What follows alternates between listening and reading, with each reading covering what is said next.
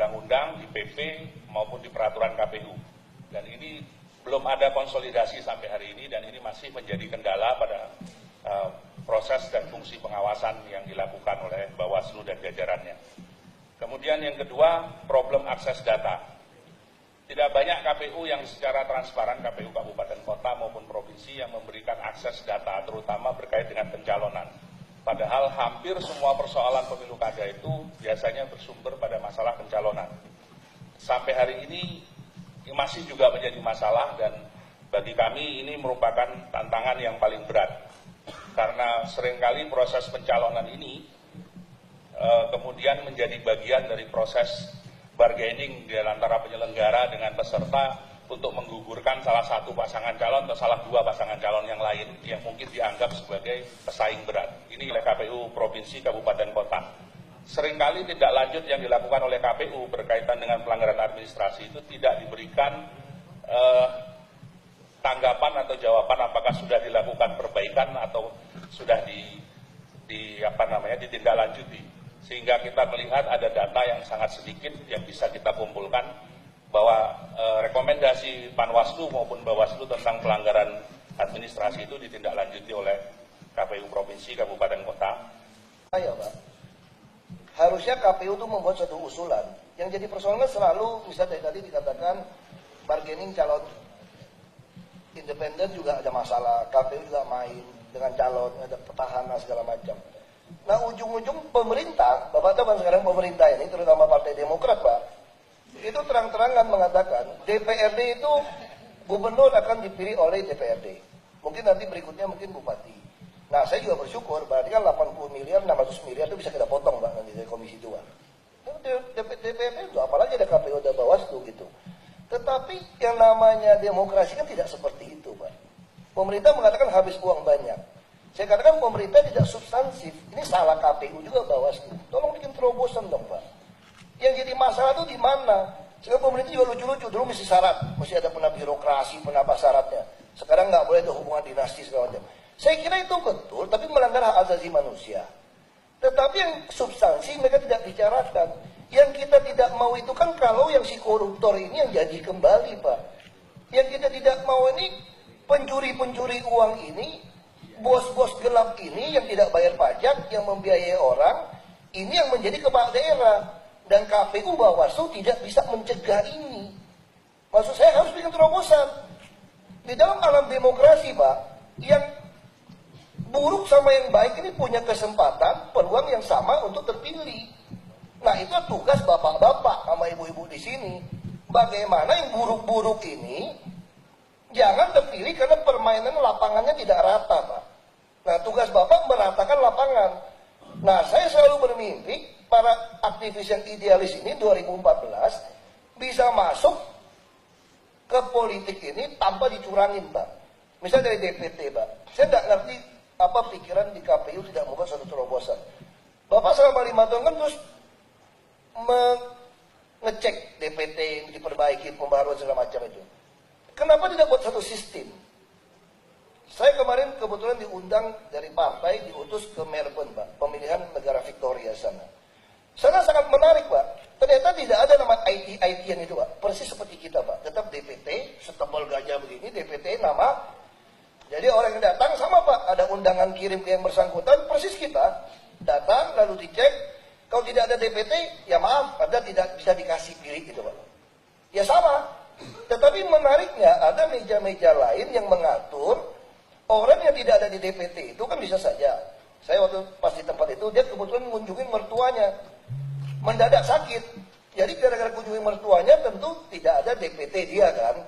Jadi si orang ini bawa anak istrinya, dia datang ke meja yang disediakan tanpa ada daftar di DPT Pak. Lalu dia bilang, saya karena ada mertua sakit, saya datang ke sini mau memilih katanya. Oke, enggak apa-apa. Bawa kartu enggak? Enggak ada, enggak apa-apa. Disuruh isi formulir. Formulir diisi, kamu alamatnya di mana, telepon berapa, nomor security, semua diisi lah. Kita juga pasti bisa isi Pak. Lalu dikasih hak pilih Pak. Tapi hak pilihnya itu dimasukkan ke amplop. Itu yang menarik. Sebenarnya kenapa? Ini tidak boleh dihitung di TPS yang bersangkutan. Karena bisa saja yang bersangkutan ini bohong. Walaupun ada KTP bisa bohong dia bilang. Ini dikirim ke KPU-nya, Pak. Makanya mereka butuh seminggu. Di KPU-nya terjadi pembaruan data, ada Bawaslu-nya mengawasi, termasuk para saksi partai, untuk memutuskan apakah orang ini berhak dihitung suaranya atau tidak. Karena kan bisa saja dia bohongin di beberapa tempat kan, Pak. Kalau di beberapa tempat kan amplopnya akan masuk juga ke sini. Sekalian ngecek di DPT yang listnya itu kan dia lapor, saya harusnya tinggal di wilayah ini. Langsung ketahuan kalau dia memilih di tempat asalnya dan dia pergi ke mertuanya mendaftar sebagai itu. Dan ada sanksi, Pak. 6 tahun penjara, Pak, kalau dia ternyata bohong.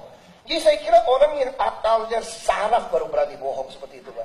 Tetapi kalau dengan sistem Bapak sekarang, Bapak melanggar hak asasi manusia. Bapak mempasang iklan, biaya begitu besar, supaya masyarakat ikut partisipasi memilih. Tetapi orang yang itu rajin sampai ke TPS, Pak, hanya gara-gara DPT-nya tidak ada namanya, Bapak hilangkan hak pilihnya. Apalagi kalau KPUD-nya juga oknumnya main, Pak. Seperti saya kan alamin dulu, Pak. DPT itu kosong, Pak. Siapa yang datang perlu diisi tangan. Bapak boleh cek, Pak. Pemilihan Gubernur Bangka Belitung itu isi tangan, Pak. Hampir semua DPT-nya itu. Isi tangan. Tidak ada di dalam list tertulis. Jadi itu kan sangat-sangat keterlaluan. Jadi apa? Berarti bapak-bapak membuat permainan lapangan tidak rata, yang buruk yang terpilih, Pak. Itu dari sisi pendaftaran DPT. Nah itu saya mau tanya, kenapa KPU tidak ada terobosan seperti itu? Lalu yang kedua, Pak, kita tahu, saya tidak mau mempersoalkan sistem komputer Bapak, Pak. 2009 kemarin, kok saya tahu persis ada sesuatu yang aneh gitu, Pak. Satu kecamatan di Kabupaten Belitung, saya dari sana, Pak, dari jam 2 dihitung sampai jam 5, satu kecamatan saya sudah 8.000 suara saya, Pak. Begitu direkap, suara tinggal 6.000, Pak, seluruh kabupaten, Pak. Lalu seluruh Pulau Bangka, 5 kabupaten kota, waktu Bapak masih bikin rekap di Borobudur, saya sudah nilainya 17.000. Lawan saya baru 3.000, 2.000. Begitu selesai rekap, saya sudah 17.000, dia 35.000, Pak. Lalu bagaimana saya bisa duduk di sini, Pak? Karena kemudian Belitung Timur ada membuat film dokumenter saya, Pak, dari perusahaan film. Dia filmin semua, waktu ngisi hitung itu, oknum sana nggak berani main, Pak. Saya menang 44%, duduklah saya di DPR sini. Nah, pertanyaan saya, kenapa Bawaslu tidak mau foto? Saya buktikan kemarin pemilu kada di Bertin, saya turunkan kamera, turunkan digital, saya shoot semua, itu masih ada oknum mau main. Di dalam lembaran kertas itu dia tidak mau tulis lokasi TPS-nya, dibikin kosong. Itu kan pelanggaran. Karena saya komisi 2, saya bisa pulang, ini pelanggaran saya bilang. Begitu dia tulis, kita filmkan, tidak ada suara yang berubah, Pak. Makanya adik saya bisa dapat 42,67%. Maksud saya, apakah Bawaslu KPU tidak ngerti urusan begitu murah tidak bisa saudara lakukan? Ini untuk mencegah maling-maling yang jadi pejabat. Supaya idealis-idealis aktivis ini bisa bertanding yang sama. Kalau tidak, Pak, kita frustrasi semua. Lalu seperti quick count. Kenapa LSI bisa quick count? Dia bukan ngarang-ngarang, Pak. Itu betul-betul tiap orang melaporkan dari TPS-nya. Di Australia juga sama ternyata, Pak. Jadi mereka langsung ditelepon, Pak. Saya bilang, bagaimana kalau teleponnya bohong? Ini kan tercatat, ada handphone, ada jaringan handphone, atau telepon biasa. Kalau yang tidak ada hanya sekelompok kecil lah.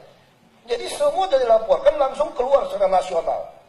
Kalau terjadi katanya, begitu pengurus PPK atau PPS-nya datang, yang menelepon tidak sesuai dengan tertulis, dia bisa pidana, Pak, karena banyak saksi. Bapak bayangin kalau kita belanja lewat bank, Pak, ya, itu kan ditanya, saya confirm ya, hari ini jam sekian kamu bicara dengan saya, itu terekam gitu, Pak. Kita bisa bangun sistem itu. Jadi sehingga yang tertulis memang tertulis itu yang menjadi terakhir, tetapi suara masuk sudah nggak bisa dielakkan gitu, Pak. Kecuali bapak-bapak memang ada niat mau main, Pak. Kalau nggak ada niat main, ini sistem terbaik. Saya mulai curiga, apakah di KPU Bawaslu ada oknum yang memang mau main gitu loh. Kenapa tidak mau bikin sistem yang baik? Ini murah sekali kok. Nah itu pikiran saya. Nah, terus yang lagi yang satu mengenai uang. Itu berbicara soal politik uang segala macam, Pak. Kita juga kasihan orang nggak punya duit ikut pilkada, Pak.